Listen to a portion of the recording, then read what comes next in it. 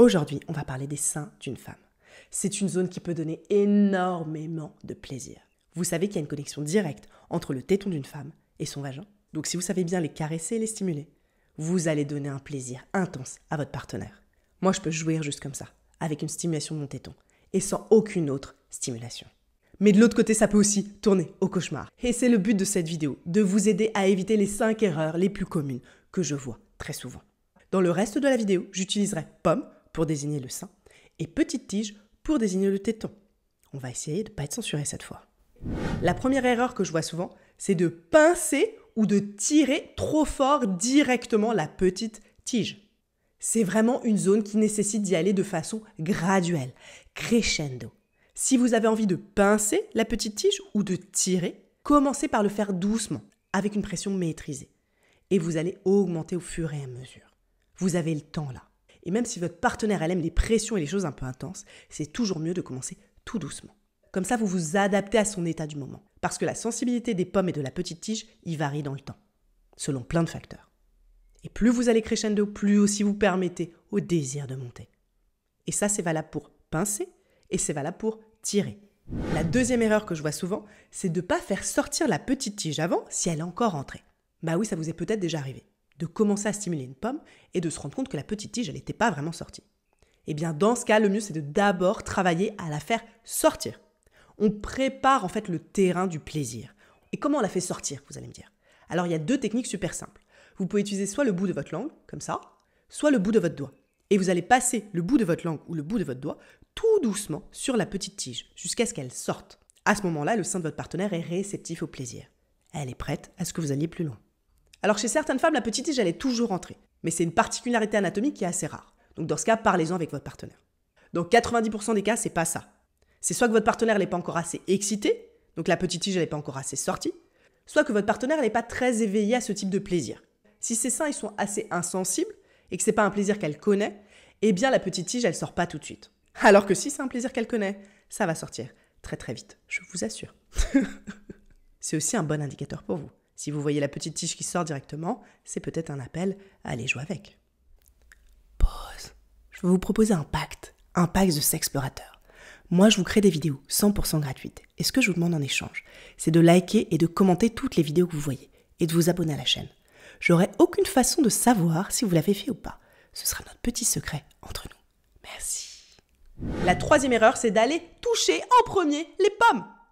Les pommes d'une femme sont une zone chaude. On n'y va pas directement. On commence par une zone froide, puis une zone tiède et enfin une zone chaude. Ça peut vraiment braquer une femme quand on lui touche directement les pommes comme ça. Ça peut casser la confiance érotique et ça peut même faire descendre la libido et refroidir d'un coup. Donc ne faites pas cette erreur. Même si vous êtes très excité et que vous avez envie de les toucher, attendez, patientez, faites crescendo pour que la zone elle soit prête. Et moi ce que je fais quand j'ai une partenaire féminine, c'est que je m'en approche tout doucement pour lui laisser le temps de comprendre que j'arrive dans cette zone et voir ses réactions pour voir si c'est le bon moment. Vous pouvez par exemple passer sur cette zone du cou. C'est très adapté avant de descendre. La 4e grosse erreur, c'est de ne pas lui demander ce qu'elle aime. Oui, les pommes d'une femme et les petites tiges sont très différentes. Ce qui peut faire jouir une femme d'un plaisir incroyable peut être désagréable pour une autre. Donc c'est vraiment une zone qui est très particulière là-dessus, sur ce plaisir érotique. Donc c'est mieux de parler et de communiquer. De le verbaliser si vous ne l'avez jamais fait. Que ce soit la première fois avec cette partenaire ou que vous la connaissiez depuis longtemps. Moi, la petite phrase que j'utilise et que j'aime bien, je vais vous la donner, c'est « Comment tu aimes qu'on touche tes seins et tes tétons ?» Et là, la personne, elle peut me montrer ou elle peut me guider. Et souvent, je vais reposer des questions au début. Plus fort? Moins fort? Ça te plaît? Et au-delà du verbal, je vais vraiment regarder les signaux du corps de ma partenaire. Pour cette communication non verbale. Est-ce que je vois qu'il y a du plaisir qui est en train de se mettre en route dans son corps? Est-ce que son corps il commence à se tendre? Est-ce que sa bouche, elle va un petit peu s'ouvrir? Est-ce que sa respiration, elle devient de plus en plus rapide? Je regarde tous ces signaux-là pour voir si je suis dans la bonne direction. Donc, adaptez. C'est pas parce que vous aviez une ex qui adorait qu'on lui pince les tétons très fort que votre nouvelle partenaire, elle va aimer ça. C'est pas sûr du tout. Et d'ailleurs, il y a même des femmes qui n'aiment pas du tout qu'on leur touche les seins. Et la dernière erreur que je vois, c'est d'avoir peur d'utiliser des stimulations qui sont du champ maternel. Qu'est-ce que j'entends par là? Là, je parle de sucer, de téter ou d'aspirer la petite tige. Donc d'utiliser des techniques qui peuvent rappeler un peu une stimulation d'un bébé. Parfois, on peut avoir peur d'aller dans ce champ-là. Et à raison, parce que le cerveau, il essaie de dissocier les deux sphères, la sphère parentale de la sphère érotique. Et ça, c'est bien. Mais dans ce cas-là, ça peut jouer contre vous. Même si vous tétez ou vous sucez comme une tétine la petite tige de votre partenaire, votre intention, elle est érotique. Vous êtes un adulte. L'intention, elle est claire, il n'y a pas de souci à aller dans ce champ-là. Si votre partenaire, bien sûr, elle est OK aussi. Parce que certaines femmes, notamment des mamans qui allaitent ou ont déjà allaité, n'auront pas du tout envie d'avoir ce type de stimulation. Mais pour celles qui acceptent, c'est un champ de plaisir qui est très intéressant à aller explorer. Donc n'ayez pas peur d'y aller. Voilà, maintenant vous allez pouvoir éviter ces 5 erreurs les plus courantes si vous voulez bien caresser les pommes d'une femme. Et commentez la vidéo si vous avez envie d'avoir le guide complet, avec toutes les techniques et toutes les façons de donner beaucoup de plaisir au sein d'une femme.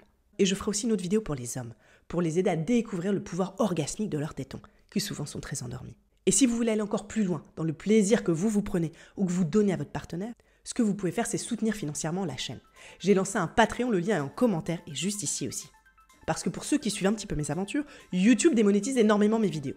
Et oui, parce que la sexualité en conscience, le plaisir comme essentiel qui fait partie de nous, parfois ça fait un peu peur. Et l'idée, c'est de continuer à véhiculer ce message et à garder des contenus 100% gratuits pour que tout le monde ait accès aux outils pour avoir une sexualité ultra épanouie. Merci beaucoup.